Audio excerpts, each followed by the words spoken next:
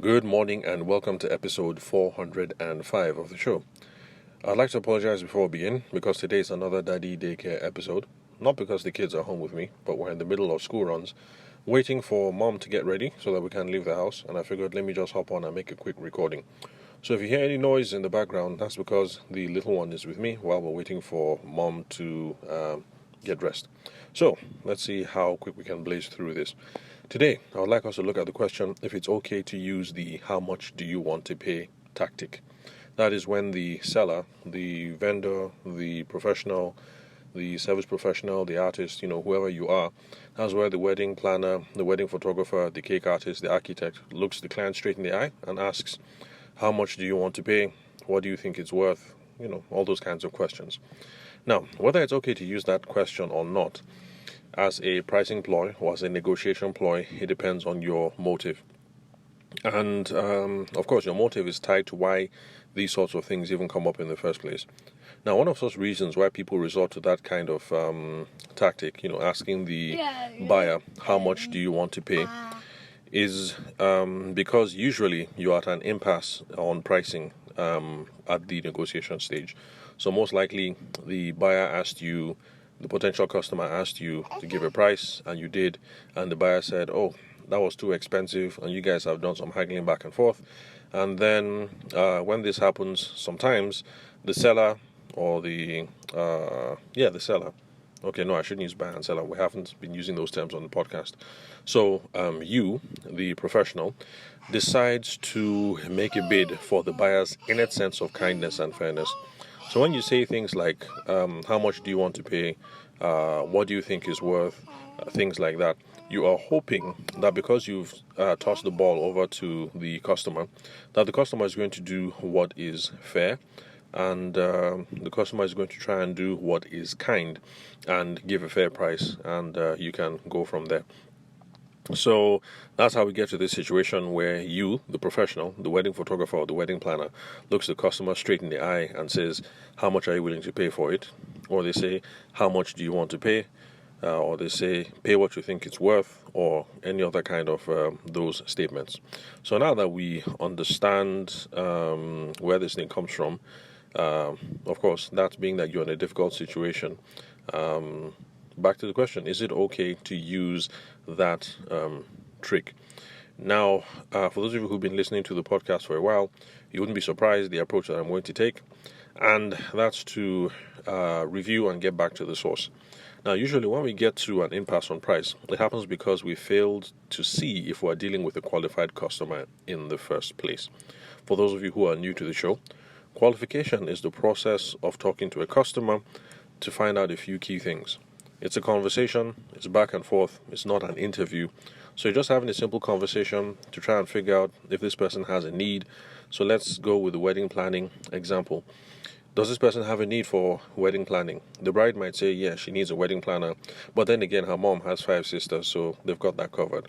In that sense, do they really think they have a need? I'll leave that up to you to judge based in the scenario. In the context that you guys are in. But I'm guessing they haven't ticked that need box yet.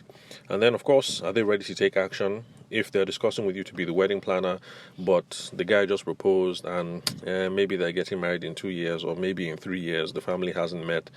Let's see, what else? Stuff like that. I really don't think they're getting ready to take action anytime soon. But if the bride that you're talking to, yes, the mom has 5 sisters, but then again, they have a specific date. It's in 6 weeks' time, and they've already sorted out the wedding venue. You can see that these people are getting ready to take action, soon because they've done some other things prior that show that they are ready to move ahead.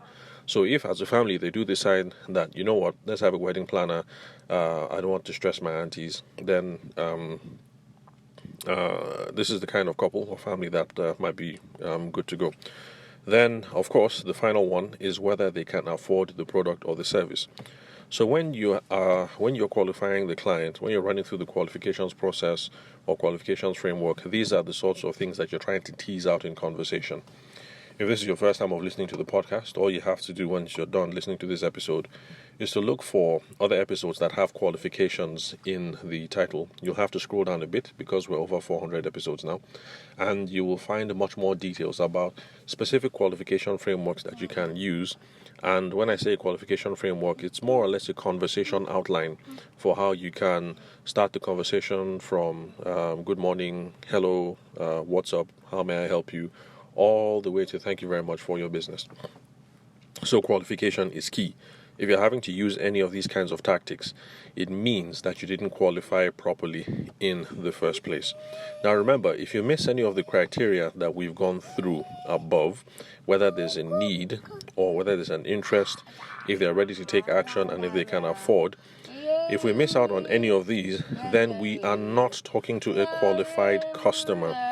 So if they have all the money in the world and they think that a wedding planner is necessary, but they are not ready to take action anytime soon because the families haven't agreed on a date, they haven't got a venue and all those other things, and they're still thinking it might be 4 years or might be 5 years or might be 3 years, no matter how long it is, in that case, you do not have a qualified customer. They have tick two. There's an interest and they think that a wedding planner is essential, and they're from a wealthy family, so they have all the money, but they've only ticked two, not three. And so in that case, how you're going to handle them, there are separate conversation frameworks or separate ploys or plays that you can use to keep those people in the loop. But for now, you do not have a qualified customer.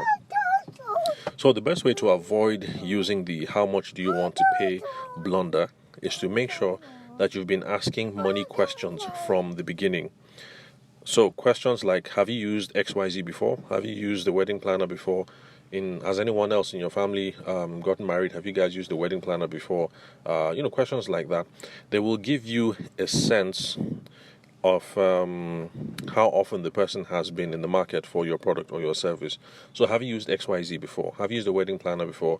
Have you guys in the family used the wedding photographer before? So it'll give you a sense of whether they've been in the market before. The reason why this is important and how it ties into money expectations is that a regular user is going to have a good sense of what the going rate is, and they're not going to try and pull a fast one on you by quoting a low price. So, have you guys used the wedding planner before your family wedding? So, oh yeah, when my sister Nika got married 2 years ago, we used the wedding planner. Oh, who did you guys use? We used so and so. And then in your mind, you know that, okay, so and so. The person that they refer to is a high-end wedding planner who charges between this and that. So, you already know. So that gives you a sense that these people have much more realistic expectations coming into it because of the kind of person that they have used in the past. So money questions don't always have to be you coming out to say how much money do you have or what have you budgeted.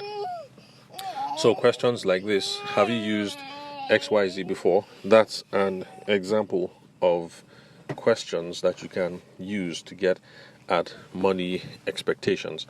Okay, it looks like I'm running out of time because the baby is getting agitated. So where was I? So have you used XYZ? So that helps you to get a sense of whether they're a regular user.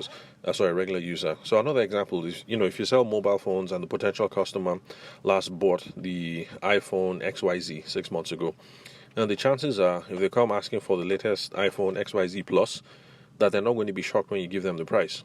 So, of course, if you ask those kinds of questions around, when last they bought, when last they used the product or a service, or around what their interests are, then you know that, okay, this babe or this guy bought an iPhone, whatever model, 6 months ago, so they're not going to be scared when you bring up this price. So you know that person is not going to use you and start pricing groundnuts and start haggling up and down. So if you've done these kinds of qualification questions, you're not going to have to ask, how much do you think it's worth, or pay me what you want to pay me, or any of those things, because you've already established that you're dealing with someone who is experienced in the market. So sometimes you can cut through all the BS from the beginning by giving a range and then get some feedback on where they sit, or get some feedback on how the prices meet their expectations. That's also another way of avoiding.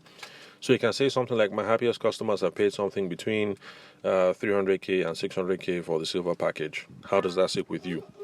Or they paid between this and this. Is that the price range that you have in mind? And the benefit of asking that kind of question is that you're going to discover very quickly if there's no meeting ground on price, instead of haggling for 30 minutes and then you guys are at an impasse and then you now feel like you're being devalued.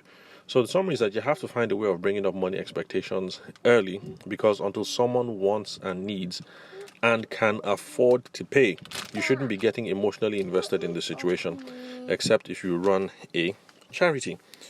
So asking the question, how much do you want to pay, is a blunder, because it can either go work in two scenarios. They might give you a price well above market value, and then eventually they're going to feel cheated when they go back home and they talk to other people and they find out that, wedding photographers go between 250 and 400k, but then what they offered was 600, and they're going to feel bad, buyer's remorse, and they're going to think you're a fraud. And then the second thing is that they might give a figure that is well below market value, and then you get desperate, and then they use that to put a squeeze on you and get a cheap price, and then you feel devalued. So it's a blunder, because there's no scenario where it works out good for either of you. So it's best to get the money conversations out in the open before you start giving or asking for a particular price. And that's the reason why the fundamentals are very important in the sales and the marketing process. So always remember to qualify, especially on price, so you don't have to reduce yourself to asking questions like, how much do you want to pay? How much do you think is worth? Pay me what you think is worth. Stuff like that. So thanks for listening to the episode. And I'll catch you guys at the next recording.